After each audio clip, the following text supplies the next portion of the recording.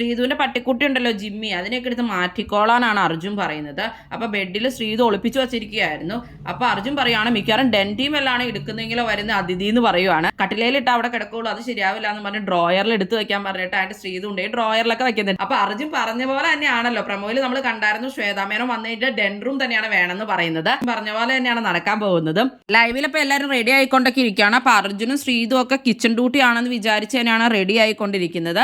ശ്രീതു അപ്പൊ അർജുന് name tag ഒക്കെ കുത്തി കൊടുക്കും, അതുപോലെ തന്നെ തൊപ്പിയൊക്കെ സെറ്റ് ചെയ്ത് വെച്ചൊക്കെ കൊടുക്കുന്നുണ്ടായിരുന്നു. ഇനി അപ്പൊ കിച്ചൺ ടീമായിട്ട് വരാൻ പോകുന്നത് നമ്മുടെ എന്റർടൈൻമെന്റ് ടീമില്ലേ, അപ്സരയുടെ ഒക്കെ ടീമാണ്. ഇവര് ഹൗസ് കീപ്പിംഗ് ഒക്കെ ആണെന്നാണ് തോന്നുന്നത്. അതുപോലെ തന്നെ ജാസ്മിൻ റോബോട്ടൊക്കെ ആയിട്ടാണ് വരുന്നത്. അപ്പൊ ശ്വേതാമേനോൻ കുറച്ച് കഴിയുമ്പോൾ ലൈവിൽ എത്തുന്നതാണ്. വജ്രക്കല്ലൊക്കെ ആയിട്ടാണ് രാജകുമാരി വരുന്നത് എന്നുള്ളതാണ് ബിഗ് ബോസ് പറഞ്ഞിട്ടുള്ളത്. അപ്പൊ ശ്വേതാമേനോന് പ്രത്യേകിച്ച് പവറും കാര്യങ്ങളൊക്കെ ഉണ്ട്. ശ്വേതാമേനോൻ വരുമ്പോൾ ഇവരെല്ലാവരും ട്രിഗർ ചെയ്യാനൊക്കെ സാധ്യതയുണ്ട്. അതുപോലെ തന്നെ ഡെൻ റൂമിലേക്ക് ആരും കയറരുതെന്നൊക്കെ പറഞ്ഞിട്ടുണ്ട്. ഇവര് ഡ്രസ്സും ഇതൊക്കെ മാറ്റിക്കൊണ്ട് പോവോ എങ്ങനെയാണോ എന്നൊന്നും അറിയില്ല. പിന്നെ വന്നു കഴിയുമ്പോൾ നമുക്ക് കൂടുതൽ അപ്ഡേറ്റ്സുമായിട്ട് അടുത്ത വീഡിയോയിൽ വരാം.